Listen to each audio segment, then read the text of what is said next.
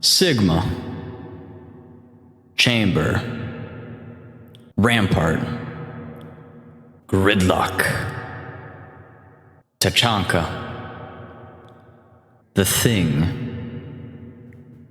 Cavalier, Trappy. Okay, but seriously, what do all these characters have in common? Well, really nothing, but to me, they're my favorite characters played in hero character-based games. Most are tanks or defensive-like characters, and most of them are not popular picks. I usually gravitate towards these characters, and in return, since nobody picks them much, I don't have to worry about any other people taking my hero. But what if someone else chooses who I want to play? I choose someone else. Let's just imagine this scenario. Pick your hero or villain, I'm not judging. Wind, cloud, and storm, hear my command. Hey, can I have Storm? I'm better at Storm than you, and I just bought a cool skin for her, so can I have Storm? No, I want to play Storm. I'm throwing. If that sounds familiar to you, then you're in the right place! To be honest, this is my main reason for making this video. Back when Apex Legends launched, I had countless teammates leave because there was only like 8 legends, and teammates would leave if they didn't get their specific legend. It's just a bit frustrating to play trios as a duo. If you've not guessed yet, the topic I'm trying to cover is me suggesting to diversify yourself in hero-based games, or to be clearer, laying out the possible minimum number of characters you should learn. Let me be clear, I am not a top-tier player in any of these games. Some of them I'm even washed out in. If I had to put myself somewhere, I usually sit just a bit more or over average. Most games I'll mention I have a decent amount of time in, and I've seen this situation play out before. It should also be noted that all these games chosen have one character per team, so I won't be mentioning games like TF2 since you can have multiple of the same class. I'm drunk! And I won't mention Paladins since I have never played it. I'm not trying to dictate how you play, and this is all just my opinion, but I only ask for you to open up to new characters to have in your arsenal. First off, I want to organize these games into 4 different categories. These are not official titles, it just simplifies what I'm trying to explain. Let me put them into 4 different categories. Hero team shooter games, this includes Overwatch, Rainbow Six Siege, and Marvel Rivals. Hero kit shooter games, like Apex Legends and Valorant. Fighting kit games, like My Hero Ultra Rumble and Deceive Inc. And lastly, let's just call this the other category.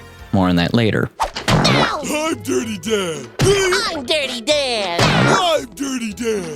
I'm Dirty Dan! Which one of you fellers is the real Dirty Dan? I am? Hero team shooter games are team comp oriented, but not necessarily required besides Overwatch role queue. As of when I'm recording this, Overwatch, after countless years, has finally added hero bans, which added the possible minimum heroes you should know. I should make it clear now, I know there are people who enjoy one-tricking, as well as people who are very casual, but unless you're a good one-trick like Zebra, Frogger, or Bastion main, or you're not putting much time into the game, then I might suggest learning more than one character. I'm just tired of having 2 Spider-Man one-tricks in my game. The one on the enemy team is going 21-4, and is making it impossible for me to play at all, while my Spider-Man, who is going 4-8, won't switch because he's playing to have fun, even though I want to pull my brains out in the backline because this is painful to go against. I can't even play this fucking game. Okay, sorry about that. Just had to get that off my chest. Where were we? Right, Overwatch. Right now, there are teams of 5 or 6. Since the future of what stays is uncertain, I'm going to be using teams of 6 for this. This number may vary due to team comps being the ideal way to play, but for something like Overwatch, it's preferable to learn 9 heroes or 3 for each role.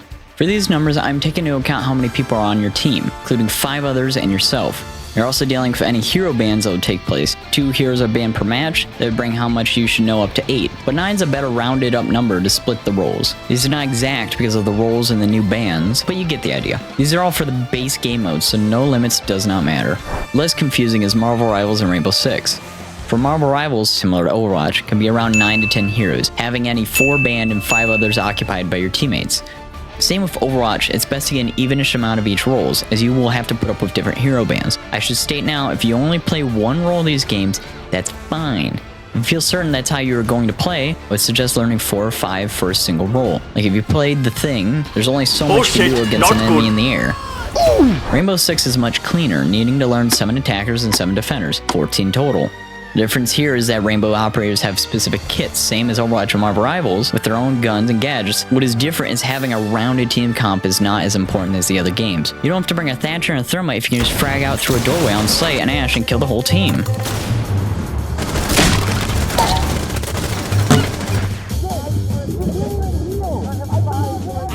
Any healing, you object to blast properly and use your dumbass on. I don't have any healing because your dumbass dies and use your one fucking shot every kit. time. Last operator standing. You stupid fucking wankers! Say your prayers,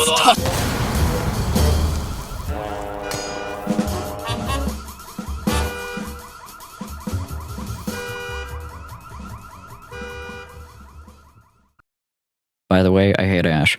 Might be different, but it works differently in Marvel Rivals and Overwatch, where you're not completely at the mercy of your own teammates, unless they don't help reinforce. Rush with all shields, bring all camera operators, it doesn't matter as long as you can put bullet to head. I guess the main thing that divides Rainbow from the next category is that Rainbow operators have a few choices of weapons that they can choose from, but the guns in their kits are tied to their ability and playstyles, which leads me to... You guys are just 2 peas in a pod, aren't you?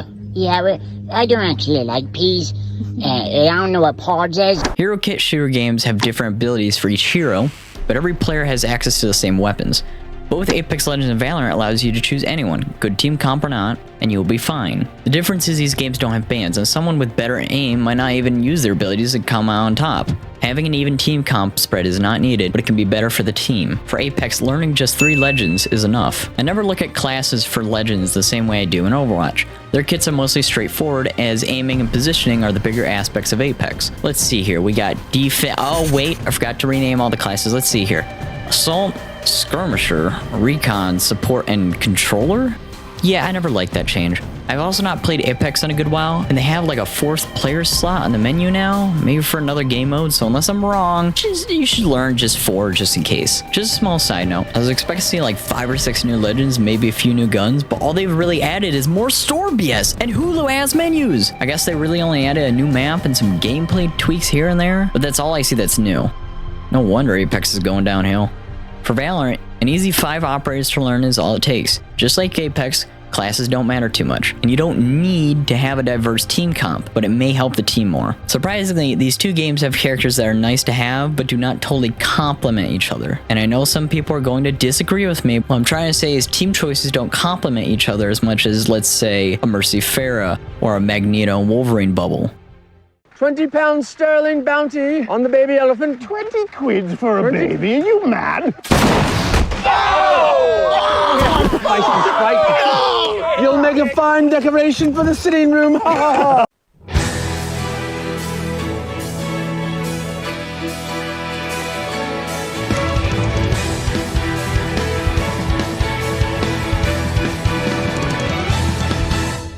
Fighting kit games are a mix of the 2 previous categories. Each character in these games have their own weapons and abilities, but you can still choose any combination of characters. My recommendation for My Hero Ultra Rumble and Deceive Inc. is you only need 3 heroes. In case you've never heard these games before, I describe them more than the other games I've mentioned so far.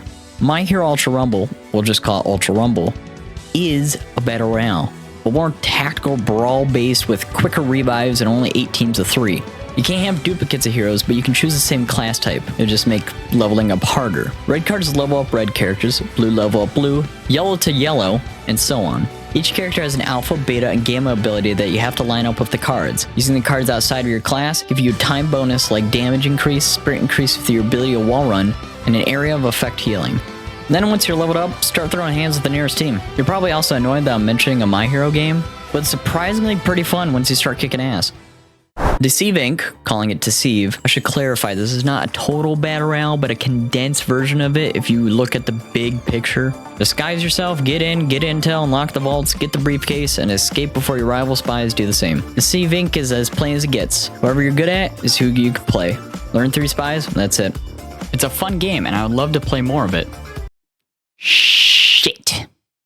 I'll say it plain simple. other games are games that do not fall easily under the previous 3 categories. Games like Dota 2, where there is a truckload of characters with an assortment of different playstyles on top of a complicated game system, is where I would advise you to keep your choices down to a bare minimum. I cannot put a number on these games since I don't play them as much, and I don't plan to commit to them, so do with that as you please.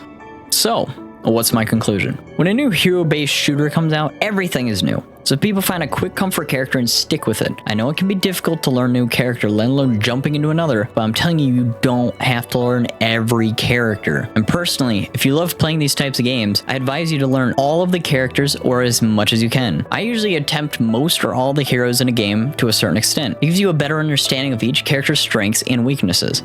And if I haven't convinced you yet, or you're that stubborn, then do the ultra minimum and take Russian Badger's word for it. Pick a character from each category, learn that character, and suddenly the entire game will make a whole lot more sense. Listen, just set some sort of milestones for each game, either through getting badges, playtime on each character, or some other way. For example, my personal milestones have been 1 hour at least on every hero in Overwatch, 1 hour at least on every hero in Rainbow Six, all hero achievements in Marvel Rivals, 1 win for each legend in Apex Legends, and 1 win and a hero badge for each hero in Ultra Rumble. I'm not the best player. Hell, to most people, I'm not good at all. But having the confidence that I can play flex roles either to help my team or to still have a good time is all I need. Also, if I didn't add a game that can fit under these loose umbrella categories, I either didn't think of them, didn't play them, or they didn't fit under my topic. Also, all these characters I bet are played by the same type of people, and I hate you for playing them. When I saw new Hanzo skin, my world flipped from legs to head, and all I wanted to be dominated by this man. His beard is masterpiece. I wish his arm hold me tight and he would whisper to me, "Let the dragon consume you," and I would accept him in full his girthy woo. That feels good. Ah, dude, nah! Nah! What is that timing? Nah, that's not funny, dude. Thank you so much for watching this video. If you're wondering about the clip with Flats, it's because I want him to see it, but I can't post it myself. Share this around, it would help. I make these videos in my spare time, but if you made it to the end of this video, thank you for putting up with my rambling for however long this video is.